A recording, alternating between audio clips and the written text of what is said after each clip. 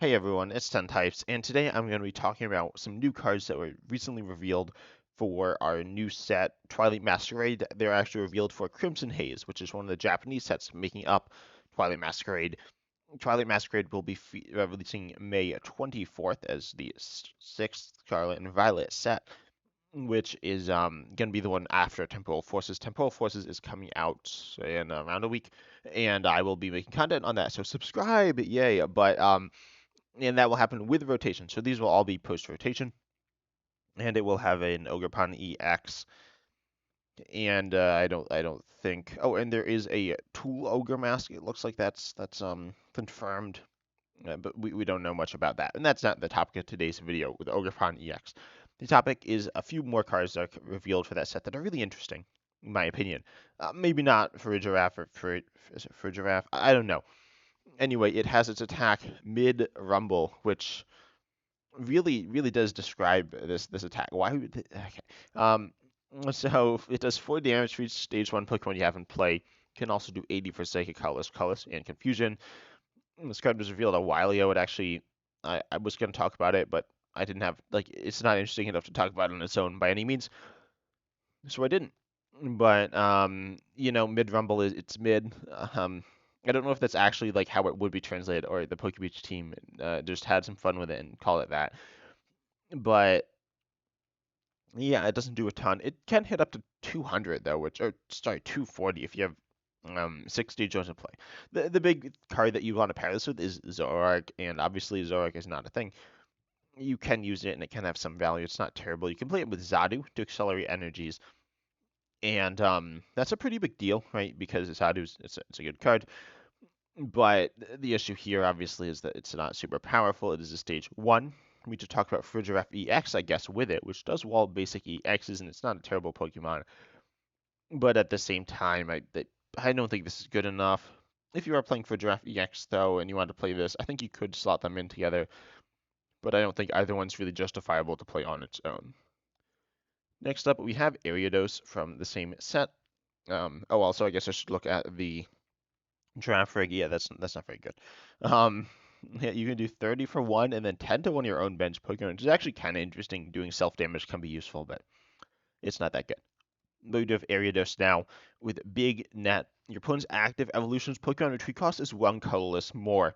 You do a Spidops EX, which increases any active Pokemon's retreat cost by 1 colorless, but this is a single prizer, right? And evolutions are also pretty good. And Charizard EX is pretty good. Then you have this attack here, String Bind. It does for 1 grass, 10 and 30 more for each colorless attached to your opponent's each colorless in your opponent's energy, your opponent's active Pokemon's retreat cost. There we go, I got it out. So let's say you're against Charizard. So let's say you're against I guess I'll start with Roaring Moon. You can't actually increase it with Ariados though.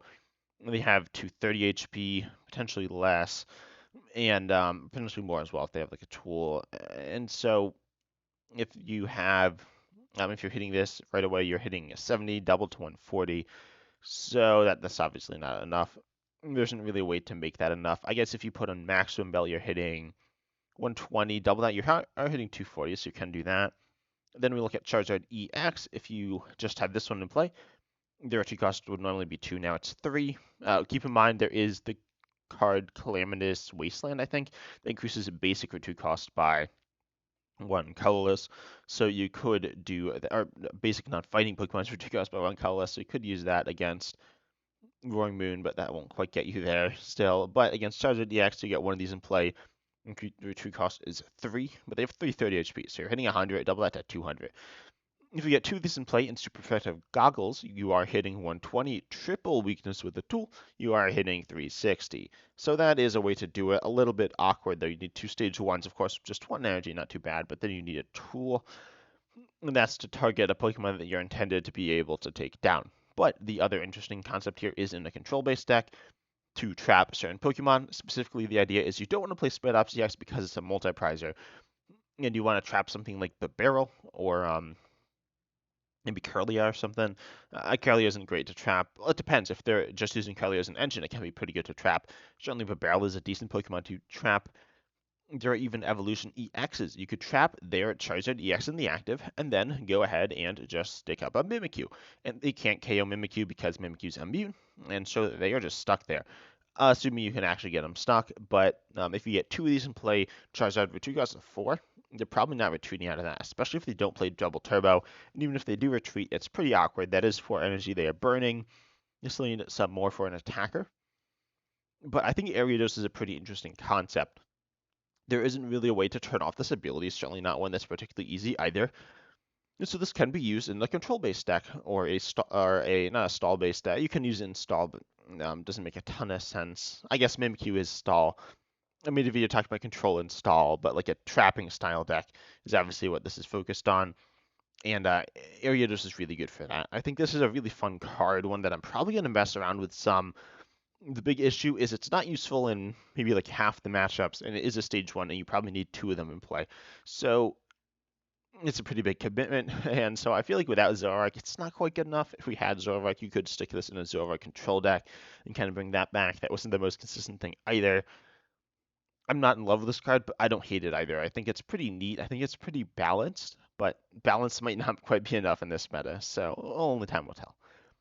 Next up, we have Survival Cast. This one's a really, really interesting tool card. It's an A spec as well. I believe it's a tool. Yeah, I think it said it was an item, but I believe it got fixed.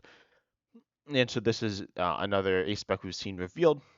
And this one says if the Pokemon this card is attached to is full HP and would be knocked out, essentially one-shotted, from damage, then that Pokemon is not knocked out and its HP becomes 10. Then you discard this.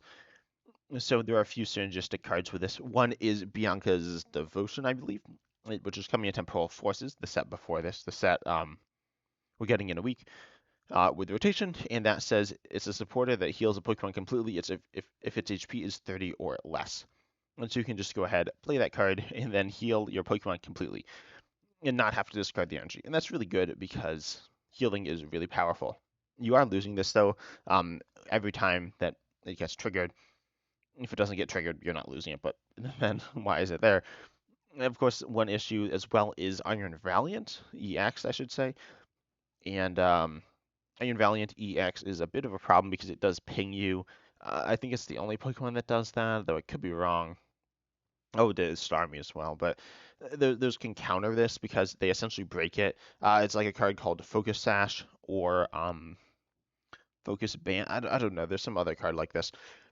This can be really powerful, but this is a one-time use thing, and your opponent can lost vacuum it. And the lost vacuuming thing is the bigger issue because not only do you lose it that one time, it doesn't trigger, but it doesn't do anything because now it's in the lost zone. So, I don't know. It's really good though when it gets triggered because it's essentially giving you a free turn of not dying, which is really useful, assuming they don't have ways to punish you. But there is no Meta V, so it should be fine unless they're playing Iron Valiant EX or Starmie. They're probably not playing Starmie. But yeah, this is really interesting. The big issue is lost vacuum, and that's being played some. But you can certainly bait out your opponent's lost vacuum, and most decks play, I think one's pretty common. More than one's not super common.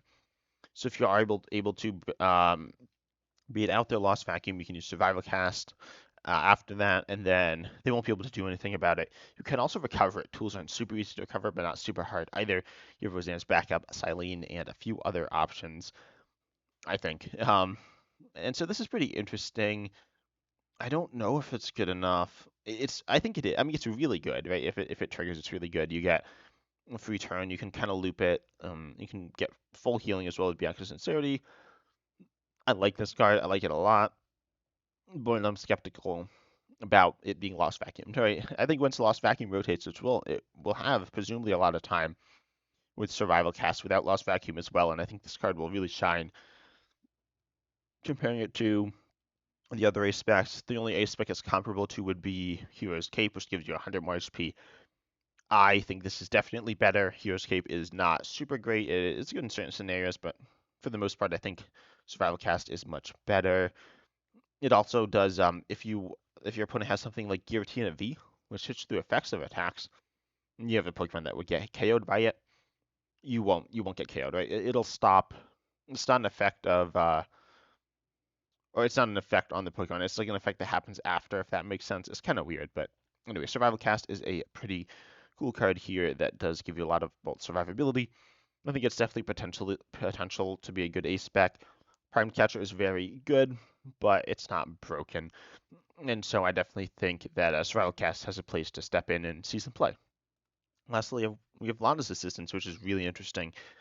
It's decent, and it is a nerfed version of essentially Clara, which we'll talk about, but not that much. It's pretty similar. So Lana's Assistance is a trainer, specifically a supporter.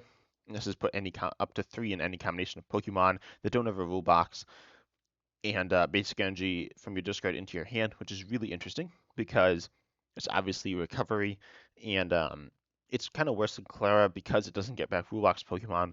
But in single prize decks, this is pretty nice.